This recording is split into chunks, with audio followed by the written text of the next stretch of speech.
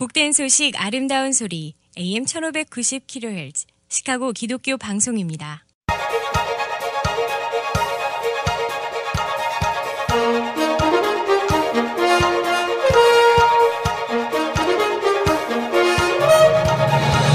김정일 해설위원의 시사 해설. 세상을 넓게 봅니다. 삶의 지평이 넓어집니다.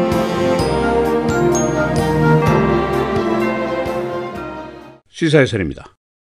어릴 때 부모 손에 이끌려서 미국에 불법 입국한 그러나 지금은 장성한 젊은이들, 이들의 구제 문제가 이제 꼬이기 시작했습니다.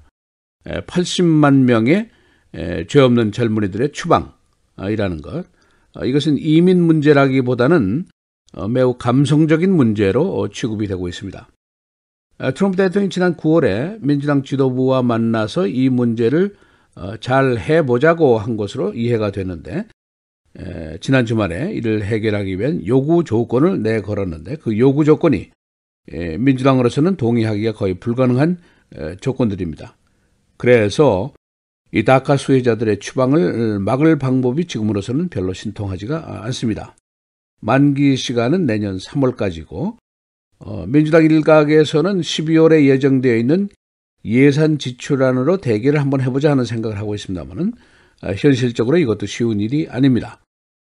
우리가 지금 이민 문제에 대한 일련의 정치권의 흐름을 보면서 우리 자신의 문제에 초점을 맞춰본다면 우리가 지금 이민 문제, 인종 문제가 크게 악화되고 있는 가운데 바로 이민자 소수계로 살아가고 있다는 자각을 할 수가 있습니다.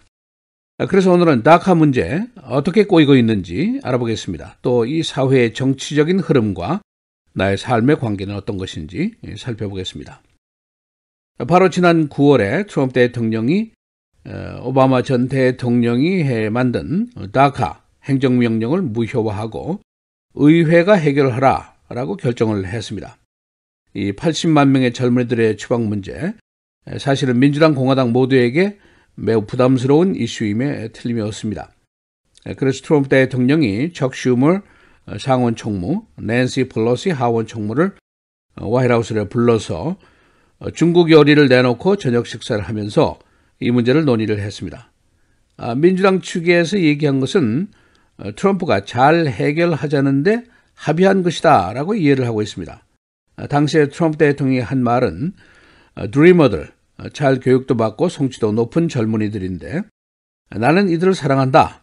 의회가 적절한 조치를 취해서 이들 도왔으면 좋겠다. 이런 의견 제시까지 한 것으로 보도가 됐었습니다. 여기까지는 좋았는데 바로 지난 선데이 여기에 대응하는 요구 조건이 제시가 됐습니다. 그 조건이 바로 문제입니다. 매우 반이민적이고 강경 일변도의 요구라고 볼 수가 있습니다. 멕시코 장벽 쌓기 기금을 통과시켜라. 난민과 망명에 대한 법규를 강화하라. 부모 동반 없는 어린이 추방을 용이하게 해라. 생츄리 시티 연방기금 지급을 금지하는 입법을 해라. 합법 이민도 비직계 가족의 초청을 어렵게 하라. 등등 이런 조건입니다. 민주당 쪽에서는 수용할 수가 없는 요구사항들인데 그래서 지금 다카 수혜자 추방 구제가 매우 어렵게 꼬이고 있습니다. 이들에게 주어진 미국 체류 시간이 2년입니다. 그래서 내년 3월부터는 특단의 조치가 없는 한 추방이 시작될 수가 있습니다. 민주당 지도부에서는 오늘 트럼프야 말바꾸기다 라고 펄펄 뛰었지만 별로 소용이 없습니다. 그래서 민주당 일부에서는 12월 중순으로 잡혀있는 정부 지출안 또 국가 부채 상한선 인상안을 놓고 흥정을 하자, 대결을 해보자. 그러나 이것도 쉬운 일이 아닙니다. 누구든지 정부 폐쇄를 주도한 사람은 정치적으로 큰 타격을 입게 마련입니다. 이 공화당 보수계의 반이민 정책과 반이민 정서는 사실은 오래된 일입니다. 비밀도 아닙니다. 공화당 전국위원회의 전 커뮤니케이션 디렉터인 다우 휴는 공화당의 라티노에 대한 태도를 We don't like you 라고 한마디로 분석을 하고 있습니다. 이 히스패닉의 미국 존재가 달갑지 않다는 이야기입니다. 또 트럼프 대통령도 반이민, 반히스패닉 태도를 거의 포장도 하지 않았었습니다.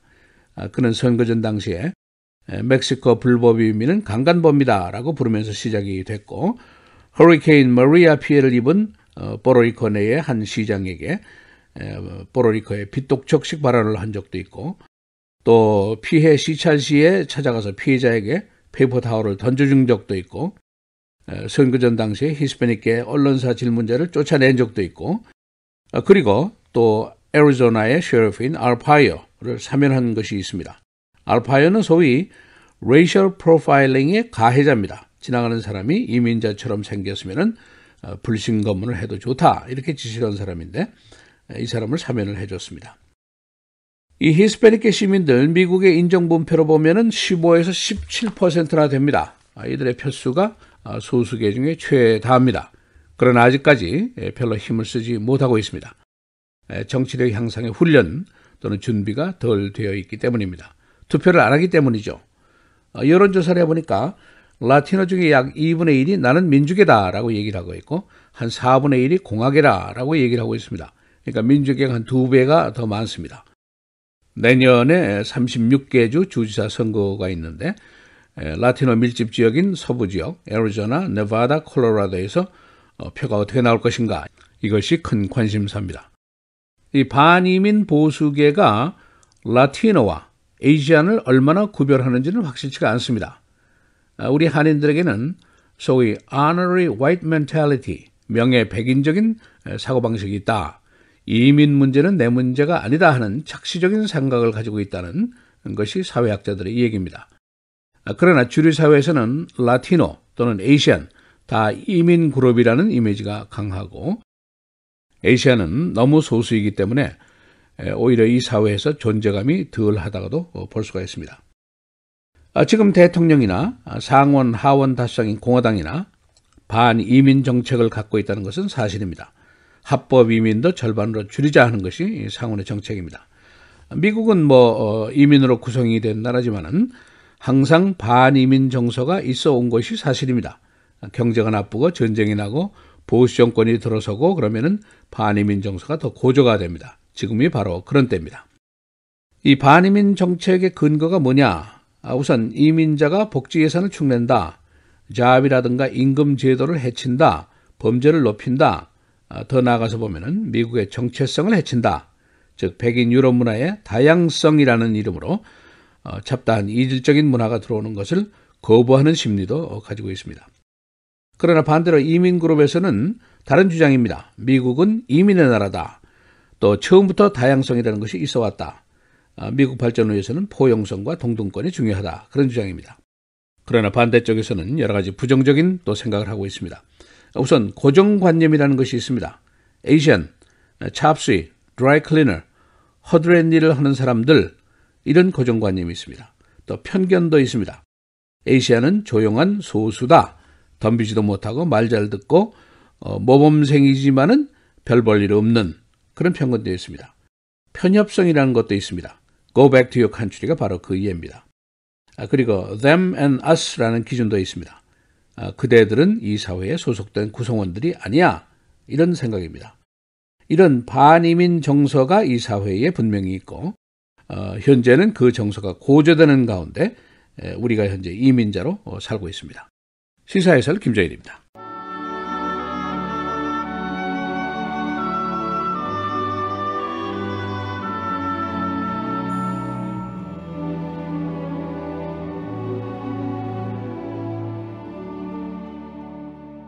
그가 우리를 흑암의 권세에서 건져내사 그의 사랑의 아들의 나라로 옮기셨으니 그 아들 안에서 우리가 속량 곧 죄사함을 얻었도다.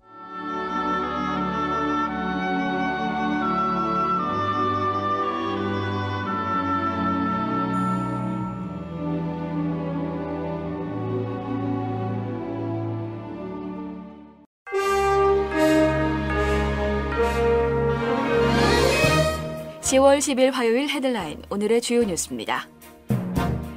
캘리포니아주 사상 최악의 산불이 어제 북부 지역 8개 카운티들로 급속히 확산되면서 최소 11명이 사망하고 약 2만 명이 대피했으며 1000채가 넘는 건물들이 불에 탔습니다. 현재 15개 지역에서 산불이 발생했으며 나파와 소노마, 레이크, 멘도시노, 유바, 네바다, 캘러베라스, 버테 등 8개 카운티에서 번지고 있습니다.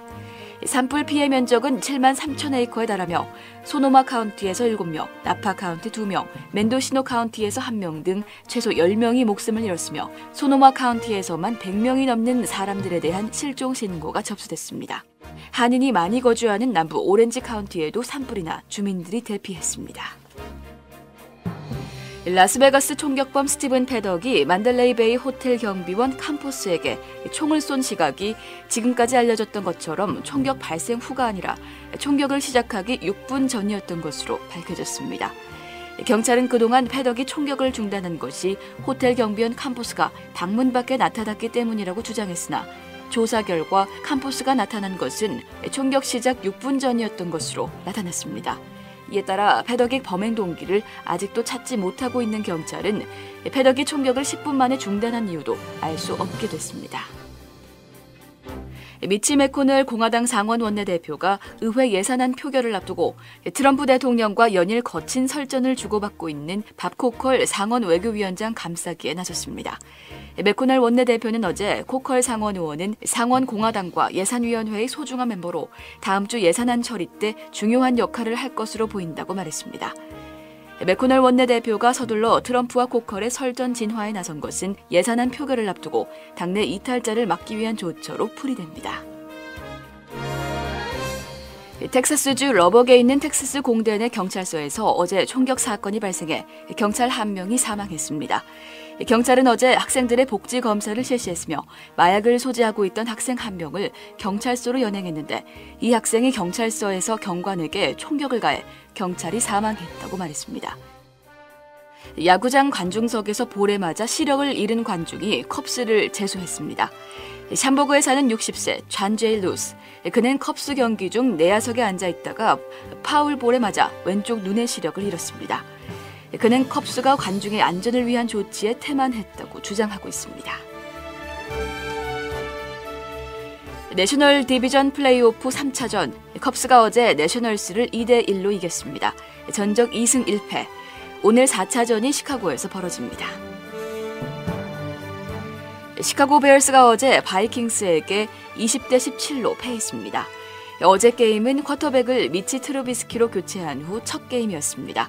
스포츠 전문가들은 어제 패배에도 불구하고 베어스의 전력 향상 가능성을 예견했습니다. 날씨입니다. 오늘부터 50도에서 60도로 기온이 대폭 내려가겠고 대체로 흐린 가운데 오후 들어 비가 내리겠습니다. 낮 최고 65도, 밤 최저 57도. 내일도 흐린 가운데 오전에 비가 내리겠습니다. 낮 최고 61도, 밤 최저 57도.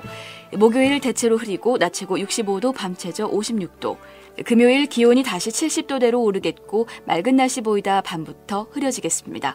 낮 최고 77도, 밤 최저 64도입니다.